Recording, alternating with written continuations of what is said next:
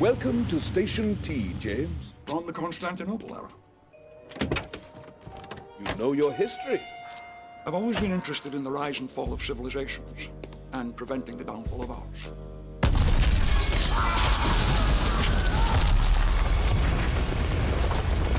Again? What happened? The Russians stormed the building. They've rigged bombs to explode. Have they taken hostages? Yes, several. I'm going in. Alright, now this one's probably the most elaborate mission up to this point.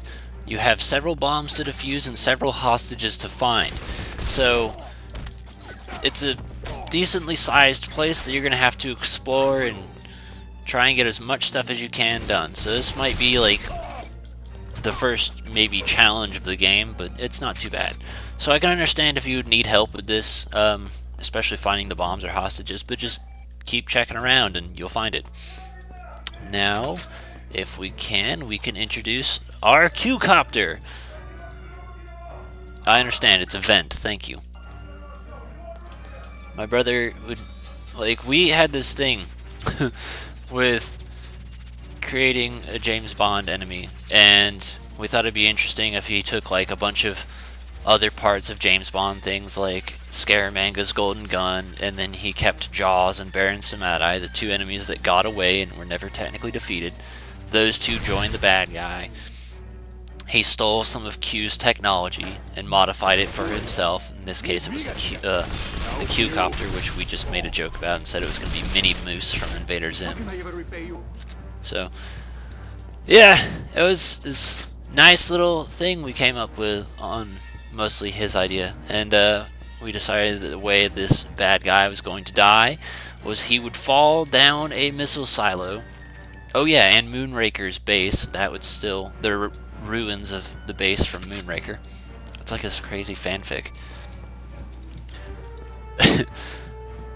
So before he goes, I think it was like before he goes out into space, he gets knocked down, and then the rocket launches on top of him, kind of like, you know, Nightfire. I think the way Baron Samedi was supposed to die was he gets knocked out into space, and because, you know, Samedi, when he dies, he just comes back to life. Since, you know, he gets knocked out into space, he just has this endless cycle of dying and coming back to life over and over again in the endless vacuum of space for the rest of his eternity. And I don't remember how Jaws was supposed to die. But I mean, considering Jaws decided to be a good guy, kind of doesn't work. Also, I don't know why, but they have so many things in here that you can just hit use and they don't do a fucking thing. Like, I don't get it, but they're there. Also, it's gonna be kind of easy to get lost around here. So the best way I can think of telling you so you don't get lost is stay to a floor. So clear as much of the bottom floor as you can, then clear as much as the top floor as you can. Because otherwise you may get a little bit confused. But it's just like two large circles, really. Like, this will just take me back to the beginning, but I'm gonna probably need to go there. Go! Because over in that direction, you know, past that wall, that's the other big circle. That's the best way I can think of describing it. It's not really, you know, a literal perfect circle. Well, that man's dead now. It's certainly gonna need to see a rectal doctor. Special feature. Well, that's good. That means I can start using it, maybe. But I'm going to save it because there's a good point we will need it later. And now the game's trying to guilt trip me. But alright. Whatever. So far we've saved one hostage, and I believe down here is a bomb. Hi, guy! Oh, hey, how's it going? I'm just minding my own business, and now I'm dead. Okay, here's a thing I can talk about that's just stupid and not related to James Bond in the slightest. As I've 5 bombs, Jesus. And no, there's no increase in bombs or objectives, I don't believe, on the 00 agent difficulty. This is like the one time where an increase isn't present by upgrading your difficulty. The only changes is the damage, really. That's pretty much it. Like, you take more damage and you deal a little bit less. And I think maybe a little bit more enemies. But in other words, you know, there's no new objectives, there's no extra bombs or anything like that. So that's also kind of what makes this game not really important to show off on 00 Agent, unlike you know, some of the other games where double O agent's a totally different experience. The reason I just never did it before is because, honest to God, I didn't have the fucking patience for it. That, and in my opinion, these Bond games are usually pretty hard. Like, I've only beaten... I struggled, but I beat Secret Agent on World's Not Enough. That game... Man, Turncoat, that drove me up a wall. I haven't beaten it on Double O Agent ever. I would like to, because then I could get the golden gun. And GoldenEye is hard enough on just agent difficulty, as far as I'm concerned. Mostly because of the control. So that's my input. Alright, you know what? That was a really quick realization that I was behind you, and I'm not really sure how you did it. That. But as I was trying to say a second ago, you know, I've been playing 3DS, Ocarina of Time 3D. Truth be told, it's not my favorite version of the game. I prefer the original better, because the 3D's just... It was a good idea.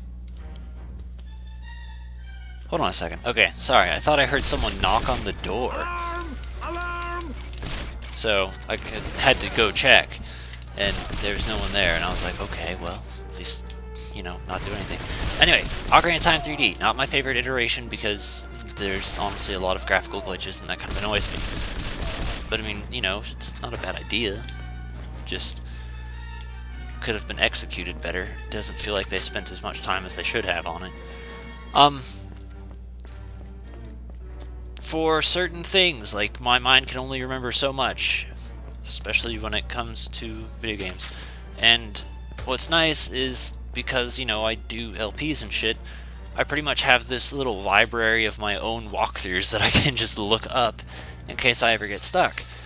And when I watched back some of my Ocarina of Time videos, I was like, my god, this is kind of annoying. Like, I heard myself sighing a lot, and I know the low audio is a big deal to some people. Truth be told, the reason behind that is because when I first started recording, what I did was I made sure it was, you know, audible at 100% headphone volume, because that was what I had mine set to. That was what I listened to Chugga to. That was how I listened to everything to. So it sounded fine to me. I didn't know it was, like, a problem. And my girlfriend at the time was practically deaf, and she heard me just fine. So I was like, I don't see what the fuck the big deal is. I mean, I get it now. I'm pretty sure my videos now are, like, louder than Chugga and stuff, because when I play it back and stuff, I'm usually at 30% headphone volume when I watch videos and listen to shit now. And I'm pretty sure I'm louder than Chugga, which I'm surprised no one's complained to me about yet, but yeah. Yeah, no, Ocarina of Time, that LP kind of bothers me a little bit now, but the main reason, honestly, I still have that around is just because, well, A, people at the time did like it, so obviously it wasn't terrible. Next to that is, I'm also kind of... The thing about LPing that kind of bothers me is every so often you want to redo stuff because you're like, oh man, I've gotten so much better. And it's kind of like an endless loop for me. So that's my problem. And that's kind of how I feel about Ocarina of Time, but at the same time it's like, well, I don't really want to. But that's kind of what the 3-heart run thing with Lindsay is going to be for. Is my way of kind of redoing it, but making it different, so this way, you know, I can have both playlists still there, I guess. You know, I rewatched some things so I could remember, like, Poe locations, and that's the only thing I used it for. And I think there was some sort of code or magic beans or something like that. Oh no, it was the dog. The dog that you get the heart piece. Yeah, that was it. I just wanted to make sure I was getting the right dog because I didn't remember, and I didn't have the patience to do it over and over and over again. So what you can do is, now that I no longer have PP7 ammo, I can go up here, switch, and start using the special ammo, because, you know, I've got an overabundance of that, so why the hell not, I guess. And then maybe as I run around, I'll pick up some of the used stuff. I mean, it's it's not a bad thing to use special ammo, but it's a wise idea to save it, I guess is the best way of wording it. Okay, we're still on the bottom. We're still running around the circle. Right? Nope. This is not what I was thinking. However, this does have a bomb. Yeah, I don't know if it's overly apparent how much more powerful it is. There's SMG rounds. And PP7. And health. And something. And something else. Isn't this where a bomb is? Yeah, it's right here. That's the good thing. Hold on. Is it on a timer? I don't think it's on a timer. I don't believe so. This was the other one I kind of found myself stuck on just because, you know, there's a lot to try and look around for, so sometimes you don't check everything. That and that one room where I blew up the chair blocking the door. I didn't see the air vent, so I didn't know that was how you did it. Alright, that man's gotta be dead. If he's not dead, he is He-Man. Alright, now I like the part where he landed on air and got hurt. That was great. How much? I can only... That's what annoys me, is you can only check like that. So let's switch back, and we can use the SMG for a little bit. Just this way I can say I've used some special rounds, but not all of them. And I believe this is the last bomb, but I still have hostages, I think. Yeah, 2 of 3. So that's not too bad.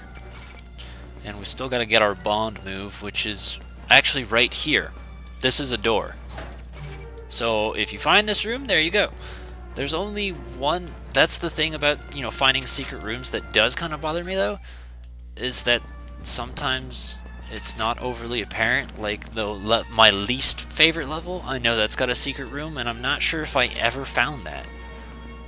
And since this game's only so popular, you're not really likely to find a walkthrough that will openly tell you. It's just like, hey, find the secret room, asshole. Yeah, that's all they do. And no one really does video walkthroughs of James Bond games except for me. I mean, sure, you'll find like maybe 1 or 2, and chances are they're probably crap because it's just the way it is. Excuse me. I'm also kind of an asshole when it comes to certain people's content where it's like, you know, there's no good ones of this. Maybe I should do it. I can think of a game in particular, I just don't want to name it because fuck you, I'm going to be the first one to do a good one. It's been on my to-do list for a little bit, I just haven't done it yet. Alright, so we've cleared the bottom of absolutely everything. Now let's go to the top. That's got to be where the last hostage is. I think I know where? I don't. I just know where it's not. And that will take us back to the smaller circle. Let's grab... Okay, I mean, we won't grab that. We cannot get in here yet. That's locked.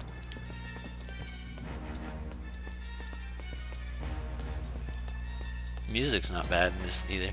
But yeah, no, when I was talking about the chairs, like, I remember specifically just, like, hearing this music come out of the chair and, like, a bunch of muffled up noises, and it was really weird, but, yeah.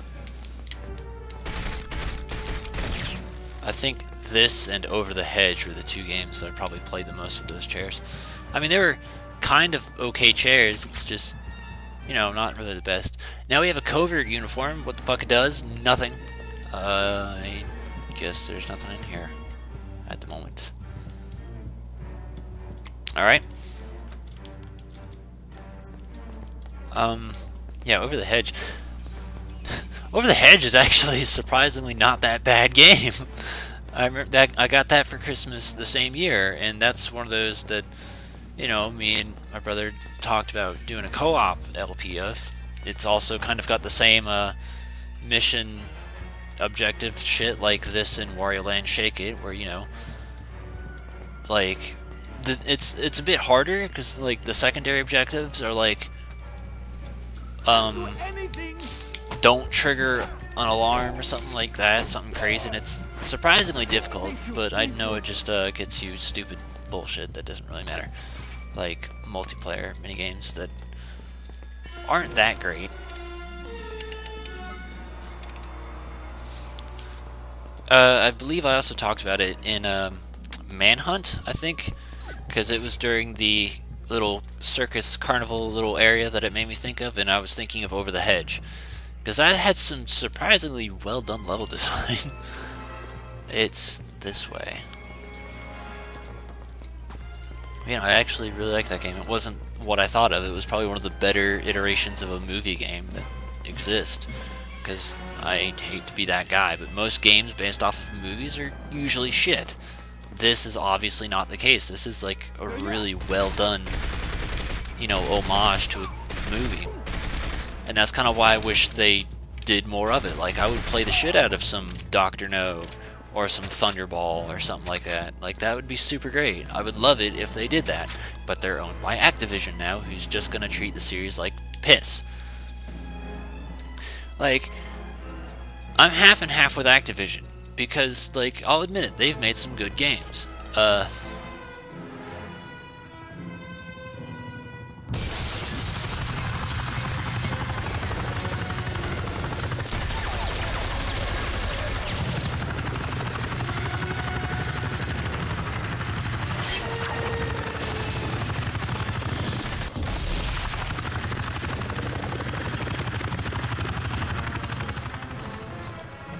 Another boss fight with a helicopter. Anyway, Activision's got some good stuff. My favorite that they've done was the Tony Hawk games, but truth be told, after playing American Wasteland, there's a third case. After playing American Wasteland, all the others kind of feel shit, and I mean that as in like the Pro Skater games. Okay, that's better. Yeah, no, the Pro Skater games are terrible after you've played American Wasteland, and it's, you know, I don't like the idea of being glued to my board. Underground is kind of a game that it's like, well, I know a lot of people love it, and I remember having a decent amount of fun with it, but I also experienced a nice game-breaking glitch that made it so I could never beat it, and I've never tried playing it since. Anyway, here's our bazooka. That's another gun that you're never going to really find ammo for that often, for obvious reasons. Shut the fuck up, car. But, on top of that, Tony Hawk's kind of gone downhill since American Wasteland, really. And, like, everything it feels like they've done, they've been outdone by EA. And I'm not saying that to kiss EA's ass, because I understand EA's got a lot of problems. But you gotta give credit where credit's due. When it comes to, you know, Rock Band versus Guitar Hero, Rock Band wins. When you put up Tony Hawk versus Skate, most people favor Skate. When it comes to, you know, how James Bond is treated by EA versus Activision, EA did better games. I'm trying to think of other franchises that these two have competed on. Harry Potter games are also pretty good movie games. I only played the Game Boy games and liked those ones, though, truth be told. Which is ironic, because they're RPGs, and I'm always so crazy about RPGs. Come on. Finish him off. I know I could be using the shotgun, but I don't want to. Okay, hold on. Stop. We got special ammo from PP7. Let's use it if we could ever use it.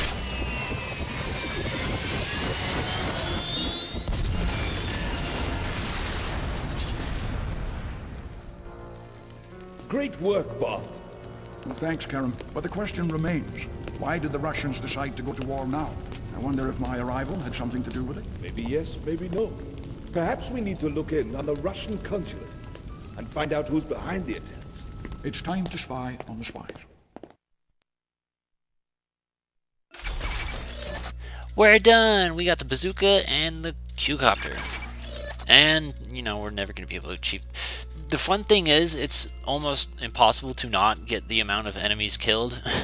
Like, you have to really not try to fight them, and like, even when you're going for the time goal, there's a good chance usually you're going to get the enemy goal too. Like, it's one of the easiest goals out there. Time isn't really hard. Like, I think I got most of the time goals on 00 Agent, ironically enough. But yeah, I can't think of any other Activision versus EA situations, but I don't know, I just feel like between the two piles of shit, one has had shinier turds than the other, especially when you compare them.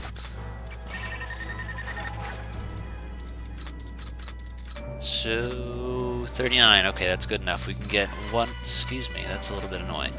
We get another upgrade for our health, and let me see. Underground. Underground's the one I hate. So we're gonna be doing that after Istanbul, but I'm done for now. So I hope you guys have enjoyed. I will see you later with more from Russia with Love, and yeah, that's all I can think to say. Bye.